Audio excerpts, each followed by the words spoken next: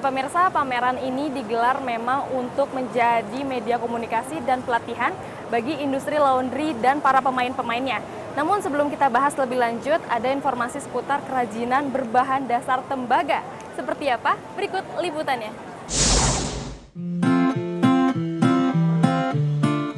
Kalung, bros, cincin, gelang, dan sabuk bermotif alam atau wayang ini memang terlihat sangat menarik.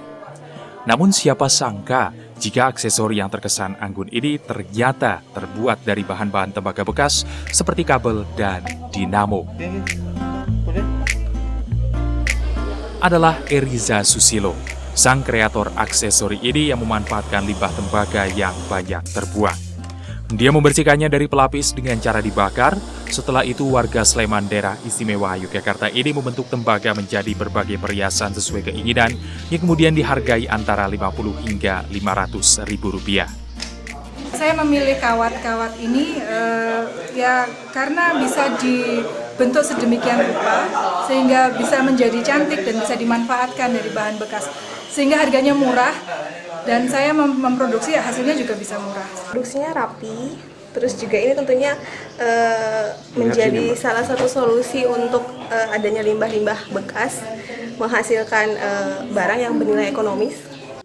Meski berawal dari coba-coba, hasil karya perempuan yang akrab disapa Ais ini ternyata banyak diminati masyarakat. Tidak hanya dari Yogyakarta dan sekitarnya, tapi juga Jakarta, Bandung, hingga Kalimantan, serta Sulawesi. Dalam sebulan, dia mengaku mampu menjual tidak kurang dari 100 aksesori, baik secara online maupun tunai. Dari Sleman, daerah istimewa Yogyakarta, Imam Prasetyo, Kantor Berita Antara, mewartakan.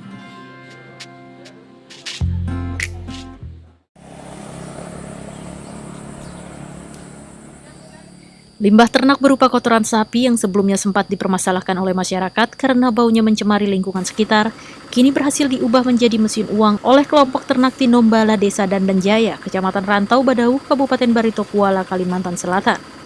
Kelompok tani tersebut sukses mengubah kotoran sapi menjadi pupuk organik yang kini hasil produksinya banyak diburu oleh petani dari berbagai kabupaten di Kalimantan Selatan dan Kalimantan Tengah.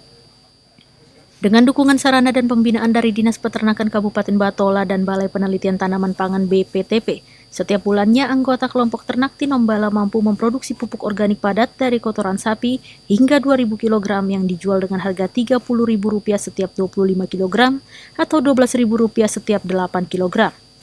Ketua kelompok ternak Tinombala Sodikun mengatakan produksi pupuk organik tersebut selain mampu meningkatkan kesejahteraan peternak, juga mampu membantu petani untuk mendapatkan produksi padi lebih banyak lagi dengan harga yang relatif terjangkau. Untuk keunggulannya ini selain daripada 11 unsur yang terdapat di dalam kandungan Power 11 ini juga akan lebih mempercepat proses panen. Kalau biasanya waktu panen untuk ukuran tanaman sawi dan kangkung itu 20-25 hari. Tapi kalau ini 15-20 hari itu sudah panen.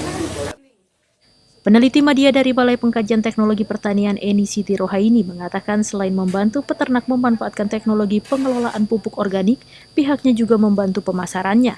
Sekarang kan produk pupuk organik juga banyak yang pabrikan ya. Oleh karena itu saya rasa mungkin ini juga masukan untuk pemerintah daerah untuk memberikan ruang yang khusus bagi kelompok atau usaha lokal yang ingin memasarkan pupuk organik baik padat maupun cair.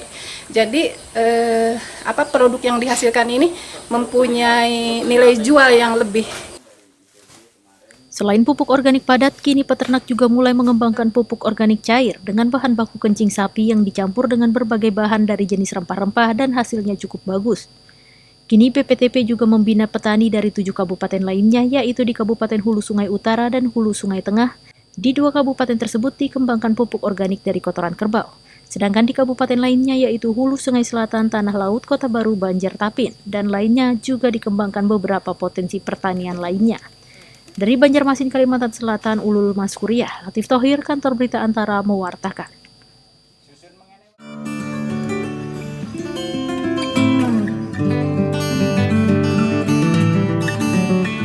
Selain mengembangkan usaha catering dan makanan olahan sejak 2 bulan lalu, Sebagian warga di desaku menanti memulai usaha baru, yaitu kerajinan topeng Malangan. Di kota Malang dan beberapa kota lain seperti Pasuruan dan Blitar, peminat topeng cukup banyak, serta dari sisi penjualan produknya pun cukup menjanjikan. Akan tetapi yang tak kalah penting bagi perajin adalah topeng menjadi salah satu ciri khas budaya Malang, serta merupakan warisan dari nenek moyang yang harus terus dilestarikan. Dalam sehari, perajin dapat membuat 10 hingga 20 topeng, tergantung dari besar kecil dan tingkat kesulitan pembuatannya. Setiap topeng dijual dengan harga yang bervariasi, seperti gantungan kunci yang dijual mulai harga Rp10.000. Untuk topeng ukuran sedang dan besar, harganya dapat mencapai ratusan ribu rupiah. Meski sementara ini pemasaran topeng ini hanya dari mulut ke mulut, namun peminat dari luar kota Malang sudah mulai berdatangan dan memesan, seperti dari Probolinggo dan Lumajang. Pendapatan dari penjualan topeng ini sangat membantu perekonomian warga dalam memenuhi kebutuhan hidupnya sehari-hari. Yang tak kalah menarik, di tempat ini kita bisa belajar dari nol pembuatan topeng, terutama bagi kalangan pelajar dan mahasiswa. Para perajin sudah menyiapkan bahan, cat, kuas, dan mereka akan membimbing dengan sabar. Bagi yang ingin belajar, tidak dipungut biaya dan hanya mengganti bahan topeng yang akan dibuat sesuai besar dan tema topeng. Kenapa kok suka membuat topeng ini? Ya, ini kan ciri khas kota Malang. Nah, sekaligus tinggalan nenek moyang kita. Jadi ya patut kita kembangkan untuk masa depan yang akan datang. Misalnya pemberdayaan mengenai pelatihan wirausaha. Nah, itu kita adakan seperti ini. Kalau sejauh ini sudah terpantau Bu, seperti apa hasilnya topeng ini masih ada, ini kan masih pemetaan karena kan masih baru mereka. Oh, nanti punya rencana seperti apa? Kalau tidak salah MCF sudah masuk ke sana. Kalau dari dinas seperti apa? Dari dinas nantinya akan bisa memberikan pelatihan wirausaha seperti itu. Atau nanti kita jadikan dia menjadi pravokasi. Saya kebetulan Mas seneng barang seni ya, termasuk topeng. Saya punya koleksi di rumah topeng-topeng dari yang jahat sampai yang baik sampai yang lucu gitu. Termasuk boneka karet yang seperti itu. Mbak, kebetulan saya lihat mereka kreatif lagi bikin, saya tertarik. Saya pengen nambah koleksi saya. Selain dijual, topeng-topeng ini juga mewarnai setiap sudut kampung, sehingga hal tersebut juga bisa menjadi tujuan wisata, serta layak diabadikan dalam bingkai kamera. Dengan usaha barunya ini, warga mengaku akan terus meningkatkan kreativitasnya dan memperluas pemasaran topeng. Diharapkan akan semakin banyak konsumen atau peminat topeng yang akan turut mensejahterakan warga dari kalangan pinggiran ini. Dari Kota Malang, Jawa Timur, Syaiful Afandi, Kantor Berita Antara mewartakan. Nah pemirsa, jangan kemana-mana karena usai jeda berikut, Warta UKM akan segera kembali. Tetaplah bersama kami.